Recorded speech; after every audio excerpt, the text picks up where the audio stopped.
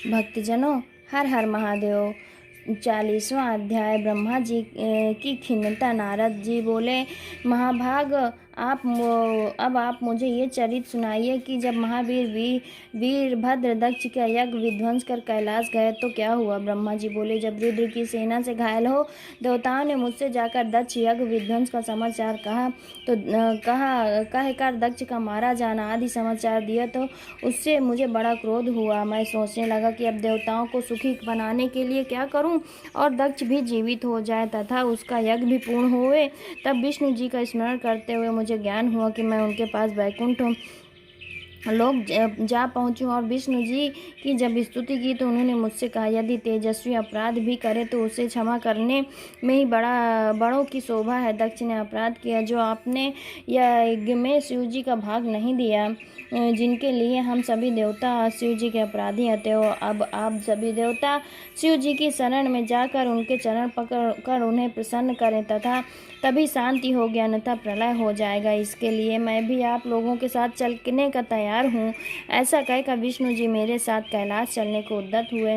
हम लोग अलकापुरी से आगे उस विशाल बट वृक्ष के पास पहुँचे जहाँ दिव्य योगियों से सेवित श्रेष्ठ शिव जी विराजमान थे। उनके चरणों चारों ओर गण और यक्षों के स्वामी कुबेर विराजमान थे। तब उनके निकट पहुंच विष्णु आदि समस्त देवताओं ने बारंबार नमस्कार कर उनकी अनेक विभूतियां और नामों सहित स्तुति की और कहा कि हे दया के सागर महेश्वर, हे परमेश्वर, आपकी कृपा के बिना हम सब नष्ट भ्रष्ट हो गए, अतएव आप सब पर प्रसन्न होकर हमारी रक्षा कीजिए। हे शंकर जी, हमें अनेक आपत्तियों से बचाइए। हे दुर्गेश, हे नाथ, आप प्रसन्न होकर दक्ष के असमाप्त यज्ञ को शीघ्र ही उद्धार करें। भग देवता की आंख पहले जैसे हो जाए, यजमान जीवित हो जाएं, आपकी कृपा से इन देवताओं को आरोग्यता लाभ होवे। हम लोग इस अविष्ट यज्ञ कर्म में आपका भाग देंगे, इसलिए इस यज्ञ को फिर से रचना चाहते हैं। ऐसा कहकर मुझ ब्रह्मा सहित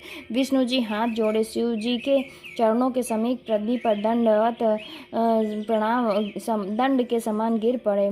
इति शिव महापुराण भाषा द्वितीय रुद्र संहिता सती खंड का 40वां अध्याय समाप्त। भक्तजनों, हर हर महादेव। 41वां अध्याय। शिव जी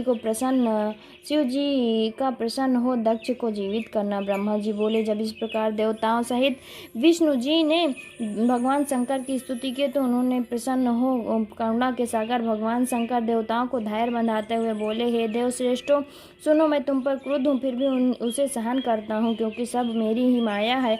बालकों का अपराध चिंतन नहीं किया जाता, उन्हें सावधान करने के लिए केवल दंड ही दिया जाता है।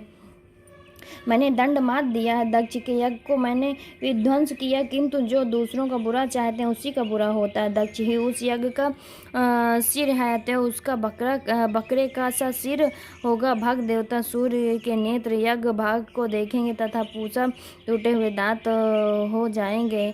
मेरा विरोध भृगु फिर बकरे की सी दाढ़ी पाएंगे और मेरे गणों द्वारा मारे गए देवताओं के टूटे अंग भी ठीक हो जाएंगे तथा सभी वायु प्रसन्न होंगे।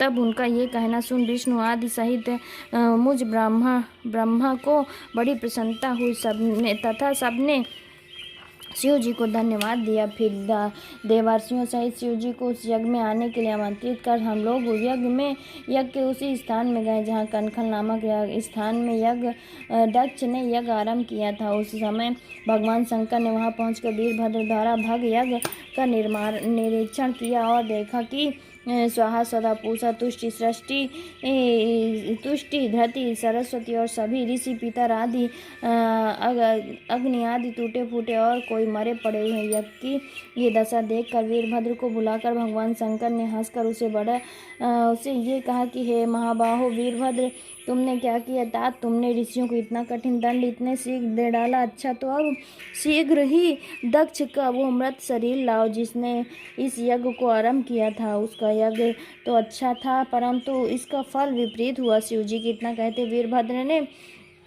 दक्ष का सिर सहित शरीर लाकर शीघ्र ही उनके सामने रखा। तब सिर रहित शरीर सामने लाकर रख दिया। तब उसने सिर रहित देखा।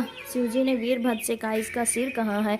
वीरभद्र ने कहा, उसे तो मैंने पहले ही अग्नि में स्वाहा कर दिया। शिवजी देवताओं से कहा, देखो मैंने जो पहले कहा था वही हुआ। फिर भगवान शंकर ने यथोचित पशु अर्थात बकरे का सिर प्रजापति दक्ष के सिर में जोड़ दिया।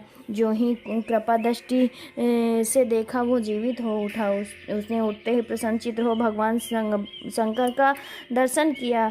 उसका हृदय निर्मल हो गया। फिर जो ही उसने चाहा कि भगवान शंकर की विविध प्रकार से स्तुति करे, उसी समय उससे पुत्री सती का वियोग स्मरण हो आया।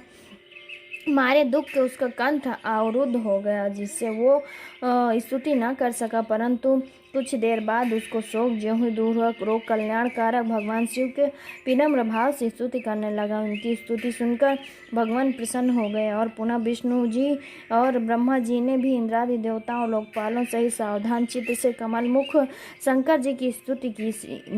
इति श्री शिव महापुराण भाषा तुति रुद्र संहिता सती खंड का 41वां अध्याय समाप्त। भक्तजनों, हर हर महादेव।